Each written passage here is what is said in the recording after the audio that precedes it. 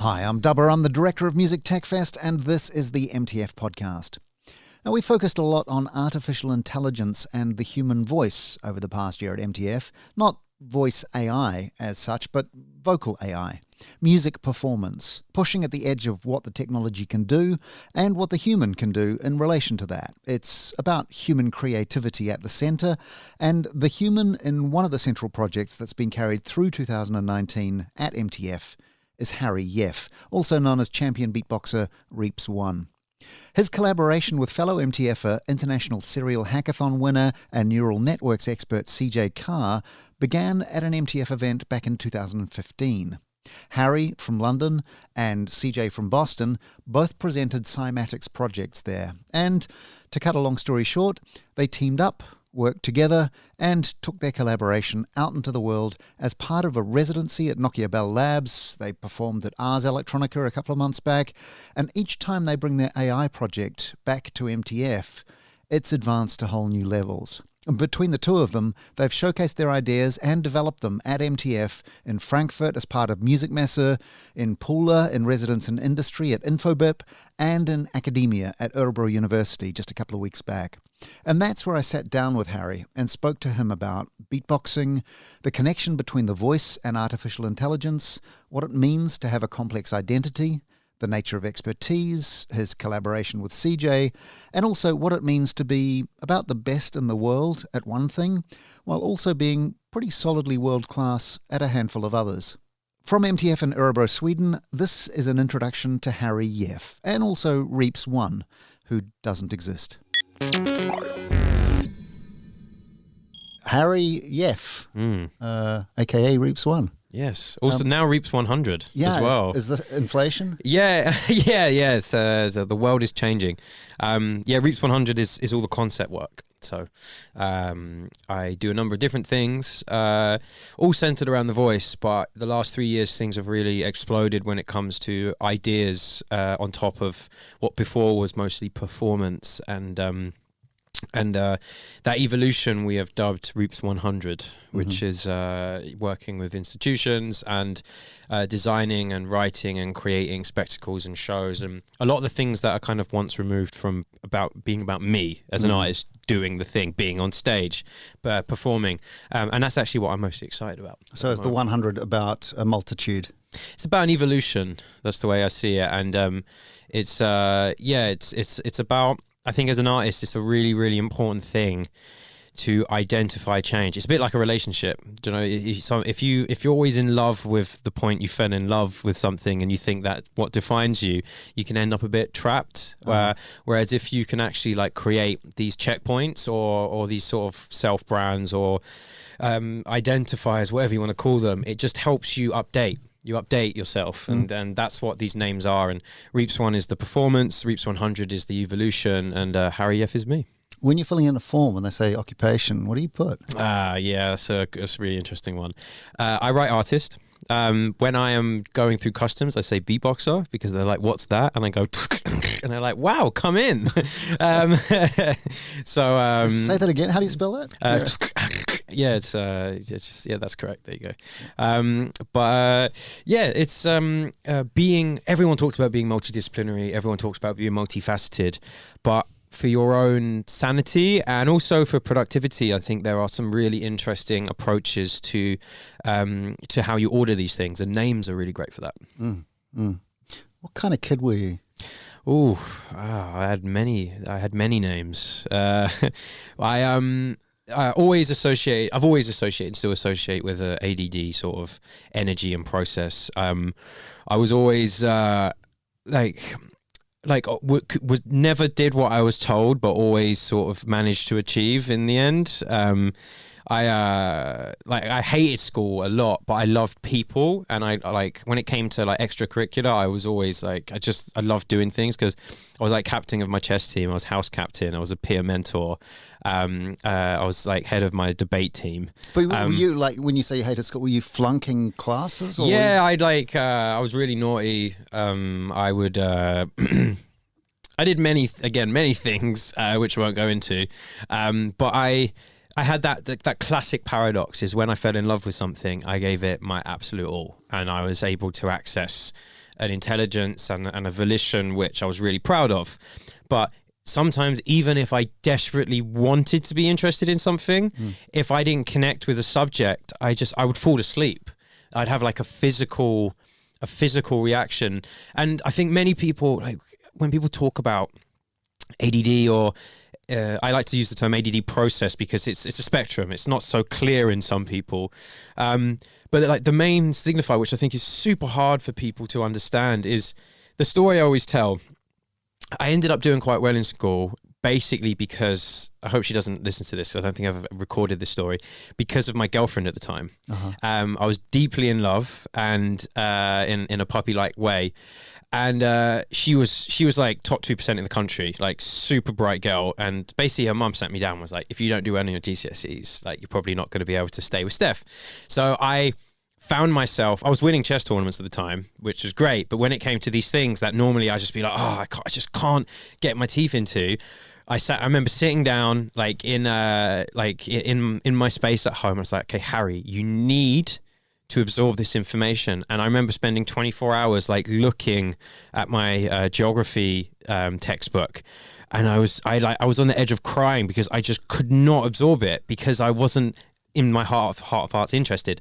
And what's happening there, and this is a proven idea, is people that have this type of process, there is a chain of intention. And even if your conscious mind is saying, okay, Harry, mum and dad said this is important, XX reason this is important, there is almost like a physical pain. There's a physical block that can happen, and you can't control that.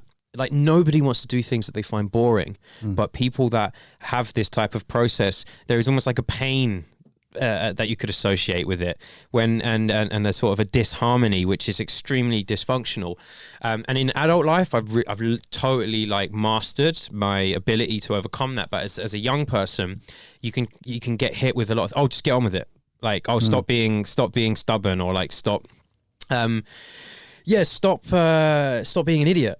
But there are other things at bay, and that's one reason I really love to talk about my story and how I overcame some of those internal blocks. There's another thread to that story, though, which is that you're a massive romantic. Like, it was so important to you to be to be who she wanted you to be. No, I really, like, you know, when you're a teenager, that's something else at that point, and I desperately wanted to like just nail it.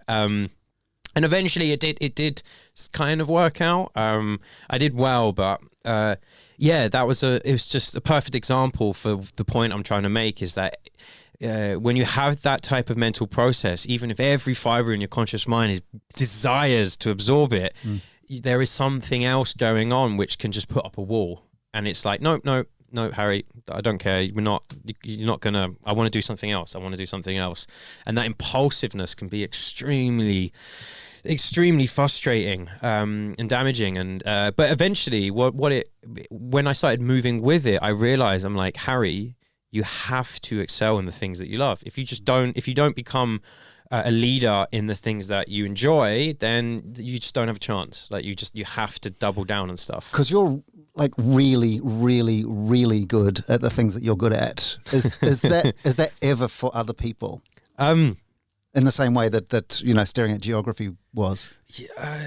So what you mean is like, is that a chess, decision? Beatboxing. Are you doing this because I'm so passionate about this, so I'm just going to dive into it and screw what anybody else thinks, or wouldn't this person think of me better if? No. So no, it's a fair question. In all honesty, it really, in heart of hearts, like, it was just that eureka moment when it's like, Harry, you don't have a choice to do it like other people.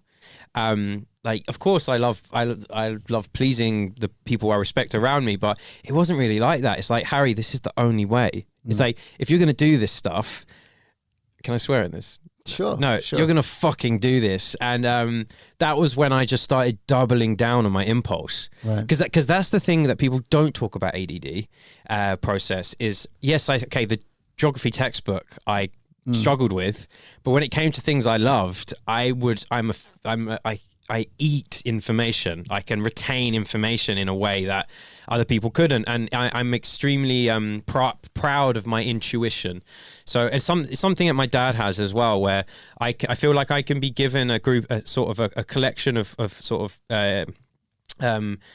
themes or different sort of aspects of information, and if it's around something that I care about, I can internalize that super fast. And that's but it's only in these spaces. So I started doubling down on art and music, and specifically my voice, and became 2 times a national beatbox champion. I was 3rd in the world by the time I was 18. Became a world leader in that subculture, but then kind of transcended the culture and moved into this space of voice and making lateral connections. So it's always been about doubling down in my specialism and the thing that I love, but always really thinking about, why will this matter to anyone else? Right. And like, so at the time when I first started doing it, first started doing shows, it was more about thinking, and I was thinking about my sound design and my compositions. I was thinking, how could this work in a club? I wasn't thinking I'm beatboxing. I'm like, how is this going to work after like a top DJ? And that's what made me stand out at the time for that. Now I'm thinking, okay, so if I push my voice to the absolute limit, how does that contribute to phonetics or linguistics, or paralanguage or articulatory phonetics? So it's that same thing of deep diving into the subjective, and in doing that, you mine for objective purposefulness that nobody else has. Right. I'm going to come to that, but you mentioned your dad, and for me that's a trigger. Tell me about your parents. So my mum is a very, and I can say this, she's a very simple working class Irish lady, youngest of 9 siblings. I have a lot of cousins. And she's always been a strong figure in my life, but she gets on with her things. I look after her. My dad is my hero. Like, I am him, basically. All of my energy, everything that you see. Sadly, this is not my does he recognize that? Yes. Yeah. So he's my biggest fan. I'm his biggest fan. And he's like a chess playing artist, musician. He plays the piano, the harmonica, he writes poetry. He's like incredible photorealist painter, all self-taught, like all out of his own intuition. Doesn't do anything with it. This is the difference between me and him. It's just because he's like, I just want to like learn how to like use gold leaf, and I just want to like learn a little bit about like quantum physics. And it's just, again, he's more ADD than me. Right. But my dad has always passion and impulse have always governed him. And do you know what I mean? He's lived by that. He's 81. This is the other thing. He's old boy. Funny story that he would always tell me is when he was in the army, he was being taught how to basically construct like this huge gun. And it was him and a bunch of other sort of, I don't know what you call them, soldiers, I guess, but I don't think he was technically a soldier. And he was focusing on what, because he has to, because keeps getting in trouble for getting distracted, and he's looking at how this gun is being constructed, and the next thing he's like, oh wow, look at the colors on those clouds. I wonder if I was to mix some like orange with that. And then it's like about face. It's like, go. And all, it's just stood there, and he's like, fuck, I have no idea what I'm supposed to be doing. So we have a very similar process where when it comes to other stuff that he's not interested in, if you're talking to him, he gets bored, he'll just start like talking about something else. He's impulsive. So when he saw me like diving into what I'm doing, he's always been very supportive. And I think that's why a lot of my self-belief, which is a massive reason why I am where I am, is and how centered I am in my sort of own ideas. Also extremely like critical thinking, and is a huge part of my professionalism. And we used to debate from a really young age, like me and him. But he really gave me the sort of the framework of self-made intuition, self-made interest, and manifesting and learning on your own terms, which is why I think beatboxing was perfect, because there was no rule book, there was no textbook. It was something that once I got my teeth into, just like the way my dad taught himself to he does these remarkable photorealistic oil paintings, and he's never like read a textbook in his life. I think I did the same thing with beatboxing, but there's not like thousands of other sort of beatboxers like there are millions of other painters. Right. So I think that's why I've been able to sort of do what I've done, and he's a huge part of that. And still to this day, he's like a massive inspiration, and look after him and hang out with him. And yeah, he's an absolute dude. Did you have a beatboxing mentor as well? Yeah, of sorts. I was pretty disruptive to the culture because I was always like, I'm doing it my way. And because mostly my mentors weren't beatboxers when I was growing up. It was like electronic music producers. So it was the people around me who, like another producer like Lyndon J that I do a lot of stuff with, who's absolutely incredible. And then like a lot of the early dubstep and early grime, like, a lot of the early Wiley beats were a huge influence to me. And those were the sounds that I was mimicking, was like London electronic music. But as I started getting a bit older, and the first time I went to the World Championships, I got introduced to this huge family that is beatbox culture, and we're all sort of this bizarre, eccentric family that is expanding by the second. It's getting so huge now. It's a subculture that's like grown and grown and grown. Sorry, for my reference, the Venn diagram overlap between hip hop culture and beatboxing culture is what? So it's mostly a time-based thing, because there is the sort of New York beatbox hip hop sort of point where you had like Razel, Dougie Fresh, Click the Super Latin, like Kenny Muhammad. These were all guys that came out of hip hop culture, but it's kind of hip hop or beatboxing doesn't have ownership over sound making. Do you know what I mean? It goes. There's so many examples of different like manifestations of it. Razel specifically kind of evolved out of hip hop culture, and he was like working with Bjork, he was working with Mike Patton, experimenting and really like sort of moved away from what you'd expect as a beatboxer. So it gets a bit complicated because it's like subjectives within subjectives, but I always felt that hip hop rejected beatboxing. Like people were like, "Yo, yeah, beatboxing, hip hop," but a beatboxer in a traditional hip hop terms is a guy that stands in the background and makes a beat for another artist. Right. Whereas the difference now is these people are at the front. Right, because you do get this whole thing in hip hop where sometimes the DJ is at the front, sometimes the rapper's at the front, but the beatboxer is. It's when you don't have a beat. I mean, that's what they're there for. They're there to facilitate on the street a bit of percussion. Doesn't really matter what it is. A bit of percussion doesn't really matter what it is, and the artist does their thing. Where the change now is, like, for example, there were others like people like Kenny Muhammad, but basically no one still does hour solo shows. That's just like not a normal thing, and like that's always been my stamp. Is like I play to clubs. We used to a lot more play to clubs with thousands of people, and I'll go on after a DJ, and then a DJ will go on after me, but I've been using my voice for an hour. Right. And it's especially when I do like the really massive shows. I'm not going to focus on this too much, but when I did the really, really big ones, they were amazing, not because they were really big, but because, like, for example, I did Arcadia at Boomtown, and that's like 10,000 cap stage, but it's a giant spider, and I was stood on the top, so you couldn't see me. So this hour set that I did, obviously there were people there to see me, and there was some fans, but there was a huge number of people that come in and out. They were dancing because they liked the music, right? Not because they thought it was beatboxing. And like for me, that's always been the benchmark, and that's based on my interpretation of how to use the instrument, and that doesn't intrinsically have anything to do with hip hop.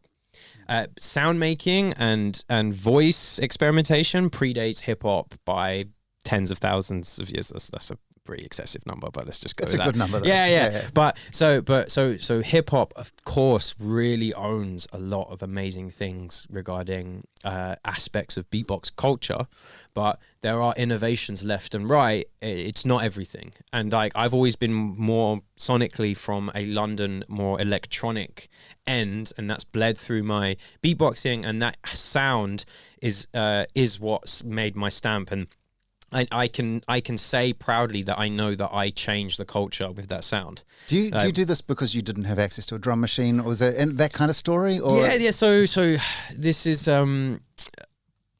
sometimes I'm cautious to kind of say too much about it, because it's like it's such a new thing for people that don't know about it, and people think YouTube, but whatever, it's a podcast and we're having a conversation.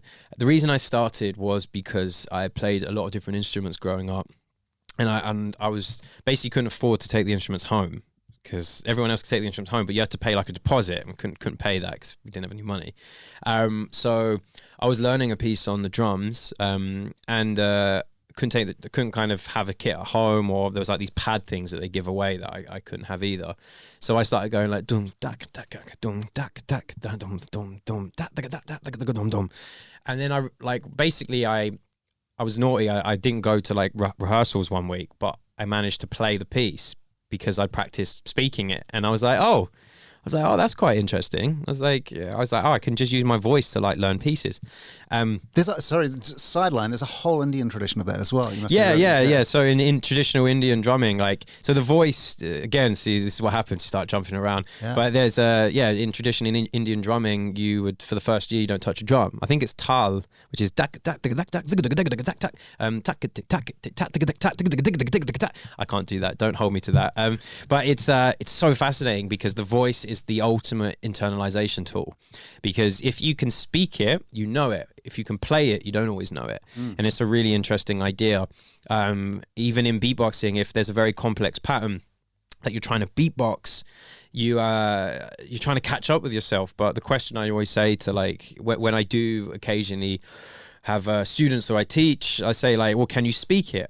Can you slow it down, and can you say it? And a lot of the time they can't. If they can, or they learn it and they go back to it, then they're able to do it. So there's something that I tapped into. There was a lot of very interesting, I will just say coincidences. I think there was some other thing going on there, but it's hard to identify. But there was a lot of really great coincidences that led me to kind of seeing the function in it from the beginning. But I never thought it would be like, I mean, come on, man, just making noises with your mouth. How could that possibly be useful, or like a job, or a career, or like lead to like working with universities? That's absurd, isn't it? Who would ever do that? Right. Well, okay. So I want to get to the working with universities thing, because it's a leap to going from kid who makes noises. No, yeah, totally. Well, yeah. To being essentially a researcher in residence at Nokia Bell Labs and doing stuff at that kind of level. What's in between those two things? Or a lot. So a little bit after that stage I mentioned, I toured globally. I had a very rich and wonderful time of week by week experiencing venues, different types of places, and just solely focusing on performance. And that was absolutely great. And I still love to perform now. But I reached a point when simultaneously, another coincidence, I walked off stage at a venue called Razzmatazz, which is an incredible venue. It's like kind of like the Fabric of Barcelona. 3,000 people. I did a headline set, and I just had this thing of like, oh, I was like, I've done that before. It just felt like that thing started creeping. I'm like this is starting to repeat itself. Do you know what I mean? Different venue, like couldn't see anyone's face because you're on stage, repetition.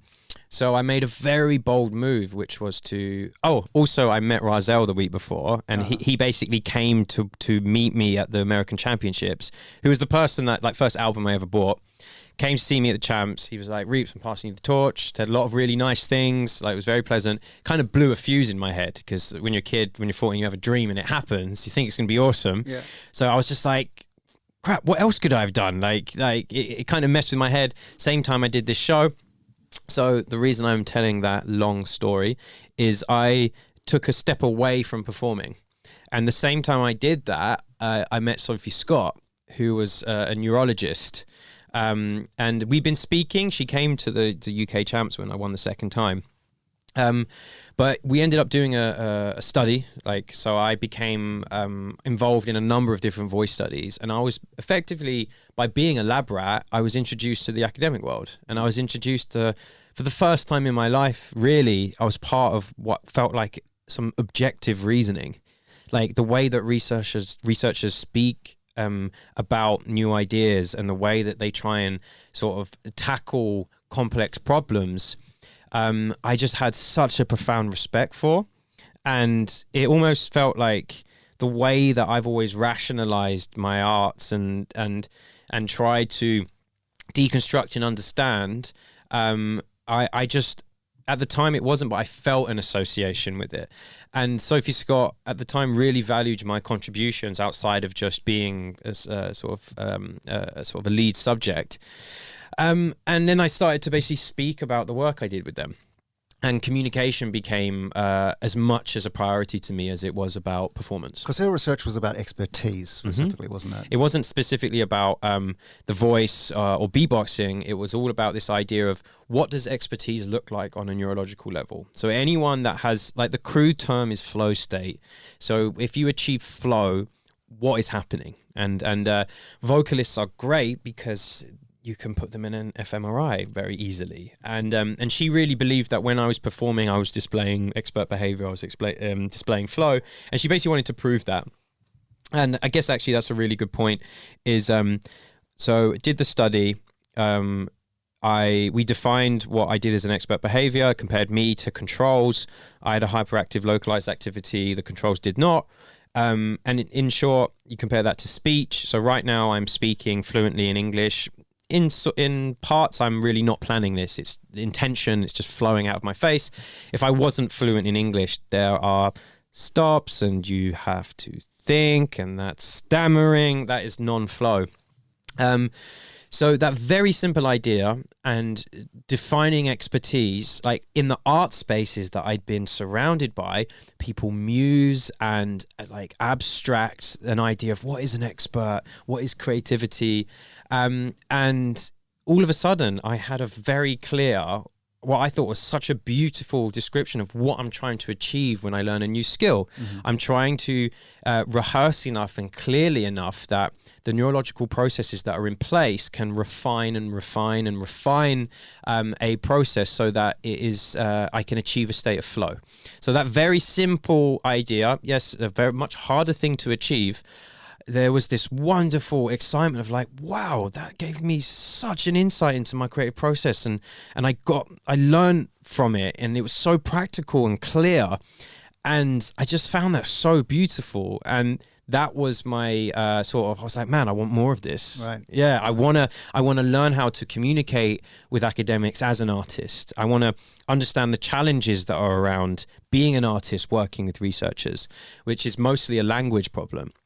A lot of the time, artists, fine artists, can have a very similar goal to a bleeding edge tech researcher. The difference is the choice and the sort of the learned language or structuring of ideas. So and it's specifically scientific research that you're going. It's not just about research into creativity or research into exactly. You're very, very focused on what is the science of this? Yeah, absolutely. And I guess speaking less specifically about me, there is just a desperate need now, from my experience, for as many torches to be shining on these much larger problems. We need to make sure that artists who have the right type of expertise are using their power to be the empathy end of any process. It doesn't matter how efficient a tool is, a process is, eventually a lot of these ideas end up affecting people. So when you need these ideas to connect, artistic expertise and artists are actually the ones that can explore new ways for these ideas to actually break habitual thinking, to open people's minds, because traditional media and articles, they're just not enough. And everything is changing so fast. And the people at the top are as confused as the people at the bottom. So we actually need as much expertise in these rooms as possible. And artists are offering answers to connecting to people. So if I get brought in now, we've jumped from sort of dubstep beatboxer in 2009 to someone who, from my conditioning of constantly moving between art spaces, residencies, research spaces, commercial spaces, I've been through a boot camp in dynamic communication and understanding the way that ideas can be shared, and also finding the new gaps for new types of expressors. And I could just not be doing what I'm doing 10 years ago. Right. And the reason I am is because the amount of change. If you look at any agency now, they are outsourcing creativity because they can no longer promise engagement. Like a lot of the time, when it was simpler, an agency would put a famous person in an ad, and that ad would go on the mainstreams of communication with the general public, and the general public would go, wow, and then they would go buy the product. But every single way that we connect with each other, media and everything, has fractaled out by subdivisions of thousands, that all the rules are out the window. So organic reach, like emotional connection and real engagement, it's only the artists that are actually managing that now. So there's just, my point is, you would never think it, but the sort of the lords of abstract, and the ones that are actually able to generate emotional connections with things, are very valuable when they also understand how to interact with different spaces, whether it's commercial, academic, and that's what I'm really interested in. And that skill is nothing to do with where I started and my voice, but it's kind of it's been trained alongside, and now I'm at this point where it's actually the communication, the bridging the gaps between ideas, connecting people is now more of a priority to me than my voice. But I love please don't like. It sounds so negative saying that, but it's just there's a difference. It's an added positive. It's on top of everything else before. But that was a lot of information. So but it makes me really curious about what the new kind of Everest is in that respect. I mean, you get to the top of one and you get sort of handed the torch and you go, okay, I've conquered that. I've won beatboxing. What's the new Everest? So I do have one. When people talk to me about purpose, again, subjectively, I want to make beautiful things, and I want to create, and there's many subjects that I personally want to explore. But objectively, there's one very simple idea that's come out of all of these sort of interactions that I've had, which I think stands out, and it's kind of the perfect mix of everything that I've experienced, which is working with Sophie Scott. There is this very crude statistic that we use 20% of our vocal capacity outside of language, so outside of phonetics and the sort of all of the social information that's stored in our voices outside of the actual words that we're saying. We don't really push to the limit.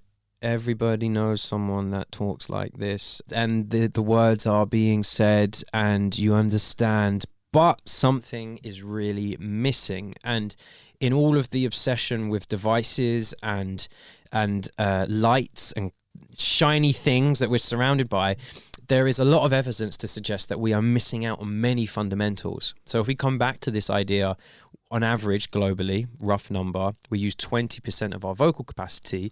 The question is, what happens if you increase that? So if the people listening, yourself as well, if you increase that number and you add a sincerity, you add an emotional sort of intensity, tonally you are varying, you are expressing what you feel through your voice, that has a direct impact on your loved ones, your working relationships. You connect with the world more, but you also simultaneously connect with yourself, which is the bizarre thing. Have you ever really thought about the voice in your head and what it sounds like? That is based off your speaking voice. So your mind is hinged into your voice. So to not use that is to limit your thinking. So if I can increase that number globally, I can increase the well-being of the entire planet. So my job from now on is to explore voice projects, however grand, however small, that eventually can have a global impact, that even just for a moment, a huge number of people will think, hold on, wait a minute, I'm not thinking about my voice. And that is completely free, completely achievable, absolutely sustainable. And it just sums up like maybe why the hell I've been doing this for so long and why I'm so obsessed with it. And yeah, for some reason, like I can't 100% put a finger on it. Maybe it is, again, just about this kind of pure belief that I have, but I really explore everything to try and bring value to the people around me, whether it's my fans or my loved ones, like supporting them. Like I really dig real deep to try and bring value, and it's this evolution of trying to do that on a global scale. Yes, it's grandiose. Yes, it's like it's a huge ambition, but if the last few years is anything to go by, I think it's possible, and that's my mission now. It seems like what you do with your voice is for the world, but I'm really interested also, I want to bring up your visual art that you do, which seems confusing like thing. It seems like it's for you. It seems like it's really personal. It's really distinct. There's a real kind of aesthetic that is just you. How do those things fit together?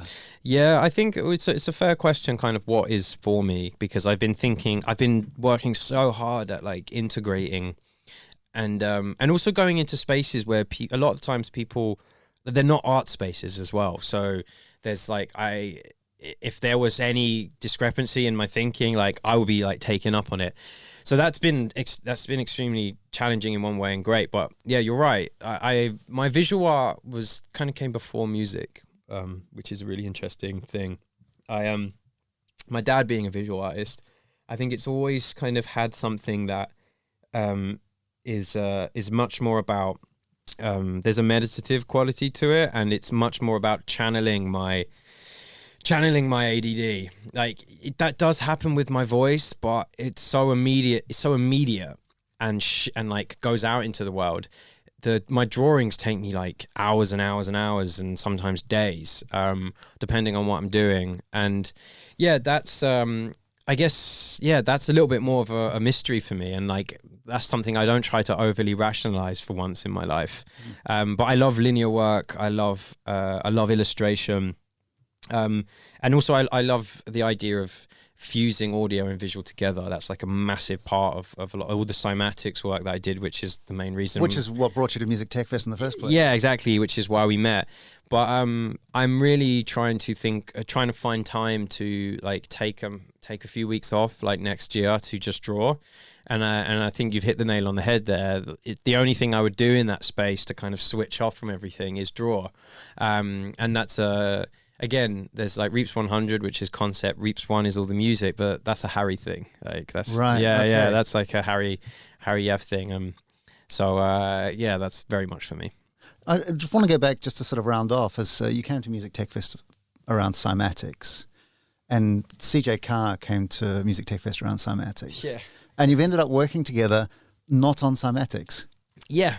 Well, I think MTF, they bring curious people together, and I think what's synonymous with curiosity is ambition. And I don't think people, like, I don't settle for stuff. Do you know what I mean? It's like I have a huge habit of, as soon as I get my teeth into something, I start getting some momentum. I'm like pretty notorious being like, all right, I'm done with that now, next thing. Yeah, it's not that I'm done with cymatics, or neither is CJ. It's just the fact that that's what was interesting for us now. But we're both pretty impulsive, so now we're pretty impulsive about finding something that has never happened before. And tell me about what that is. Do you mean like in like what we're doing? What's the joint journey that you're on? Yeah, I think that it's actually, maybe it's something that we've spoken about, but I've not articulated it sort of publicly. But I think me and CJ have a very similar shade of ambition, where we basically navigate. Our job is to interrupt. Like we're sort of a term which, not for everyone, but it's been given to myself and CJ a number of times, is intelligent interrupters. So we bring interruptive.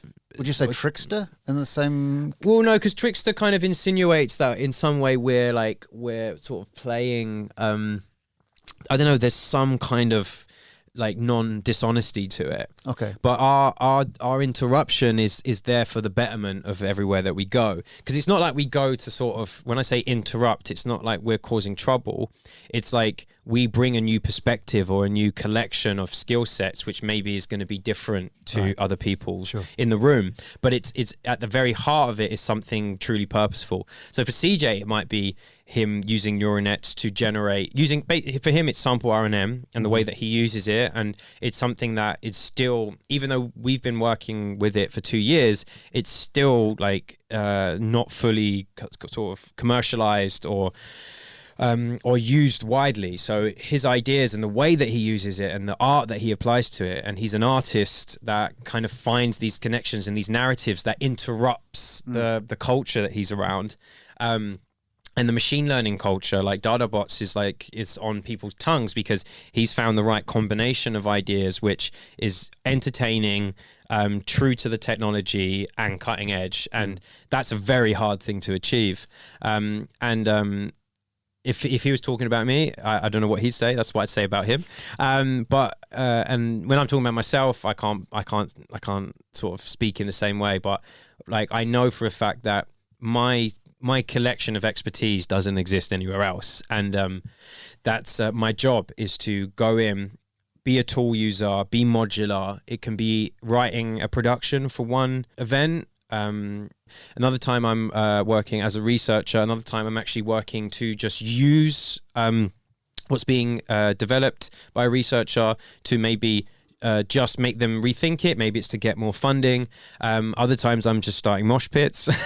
It's a real like mixed collection of ideas, but everywhere that I go, I am there to interrupt in a way that can create new ideas and new perspective. And I think those types of artists, the ones that are sort of jack of all trades and master of all to some extent, like they have 3 or 4 pillars that are very well trained.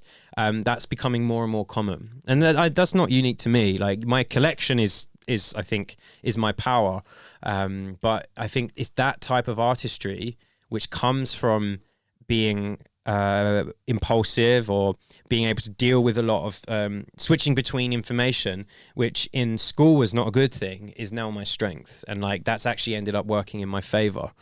Someone was like, what is the one thing that like ties it like all together?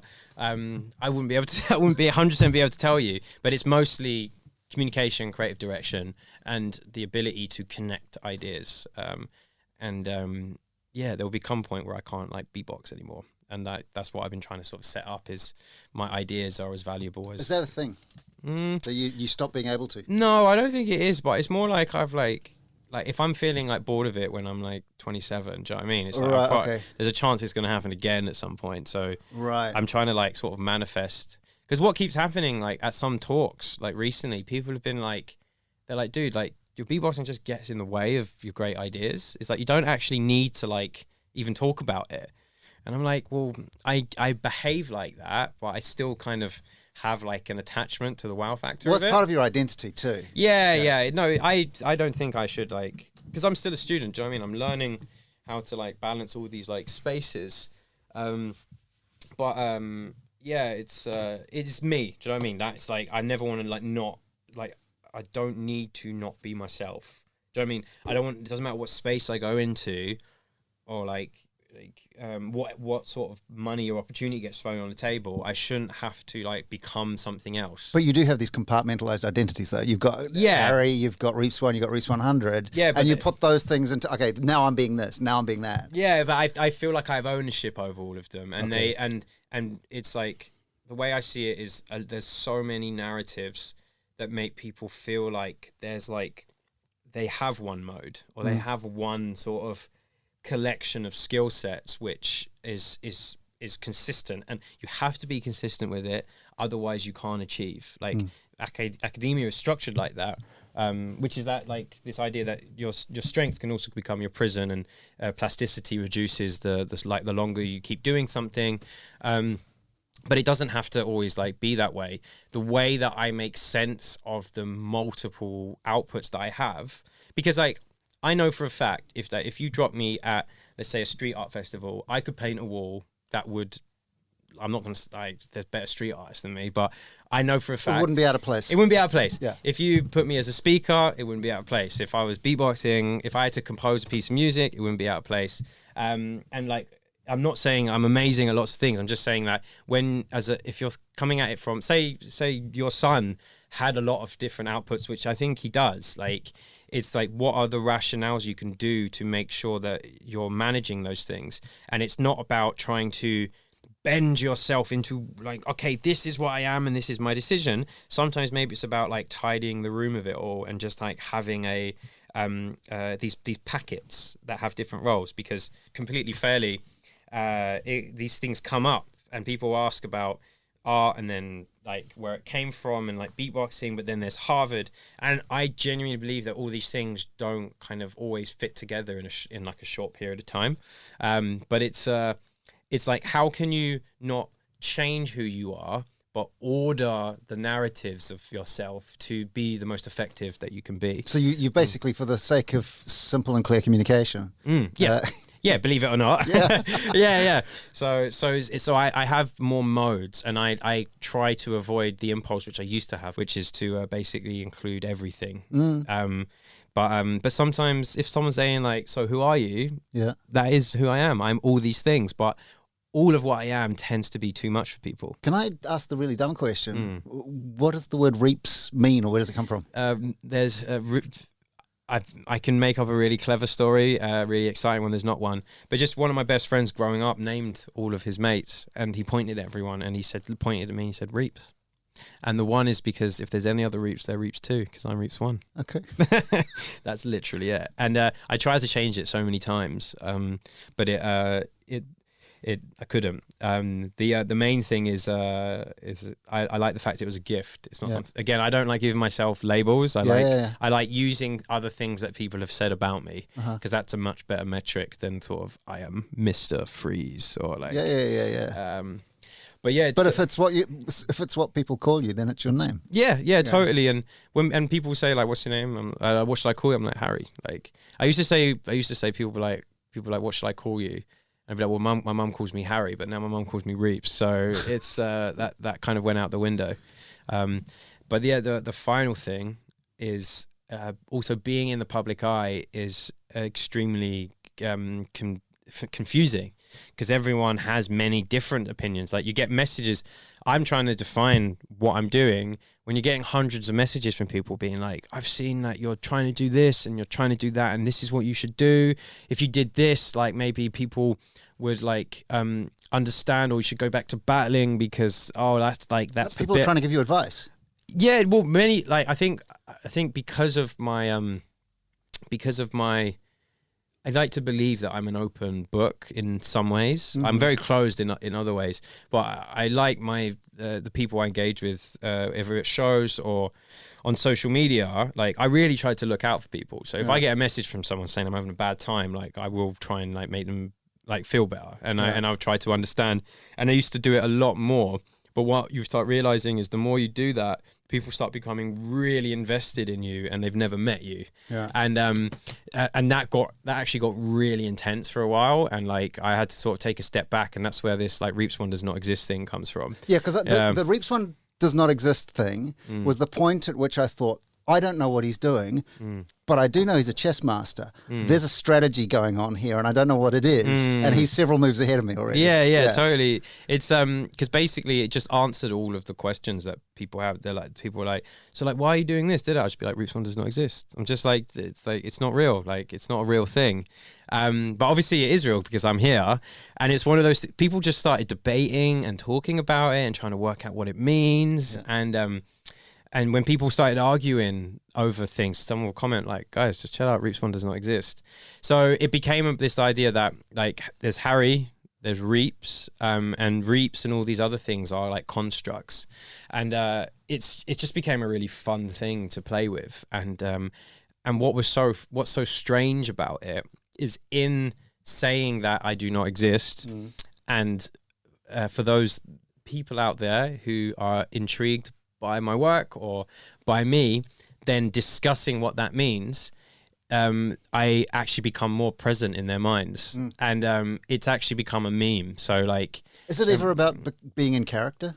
Yeah, it kind of, what it does is it just defines that Reeps is a character. Reeps is it embodies this hyper version of myself, which I do become sometimes. Yeah. But again, this compartmentalization thing has been really healthy. And how does that fit into your kind of narratives theory? Because if you've got characters that you're playing in a role that you inhabit, it's less about a role. It's about trying to make people understand what you are in ways that maybe is simpler for them.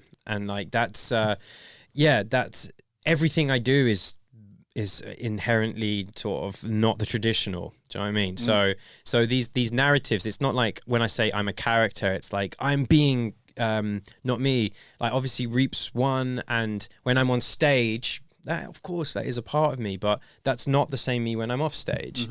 And that's based on what it pulls out of me. Like when for some reason when I'm in front of people, I have a completely different disposition and energy that I give you off. Turned up. Absolutely. Yeah. So to organize in that way just has been really, really useful. It's also been really useful for other artist friends that I'm around. MTF does not exist. Do you know what I mean? It's a concept. It's in every single person that knows MTF has a different opinion of what it is. Yeah. So like, is it even real?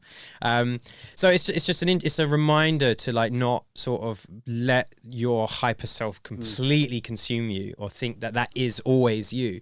I think all of us exist in many states, and we are way more complex than we give ourselves credit for.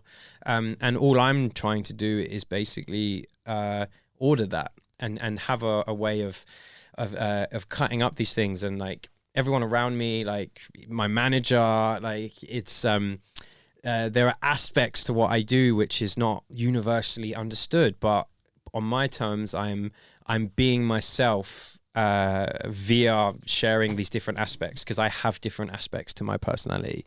And yes, there is one body that is me, and I am at the end of the day Harry Yeff, and I do all these things. But it's really fun to clarify that in this space, these are my contributions. In this space, these are my contributions, and every so often they bleed into each other and cross over. And I talk about a million things in a podcast. So who am I speaking to now? Oh, yeah. Right now, Reeps One does not exist. That's what. Yeah, that's the way. When you're 81, where your dad is.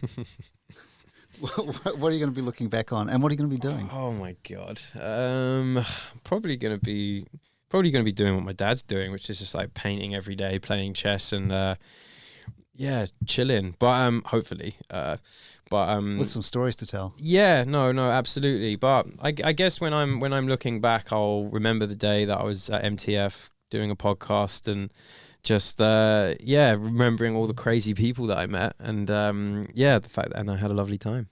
I'm really glad. Thanks so much for being on the show. Harry Yeff, Reeps One and Reeps 100 in conversation at MTF Urabro a couple of weeks back. And that's the MTF podcast. If you enjoyed that, well, maybe you should click that subscribe button. It's totally free and means that you won't miss any more of these. Feel free to share, like, rate and review. And if you have a spot of time over the weekend, at the gym, walking the dogs or whatever, also feel free to dig back and have a listen to some older episodes. We've got Björn from ABBA in there, some AI experts, music producers, copyright activists, inventors, CEOs of music tech companies, space explorers, Oscar winners, electronic pioneers, and lots more. There's bound to be something of interest. And I'll catch you back here soon. Have a great week. Cheers.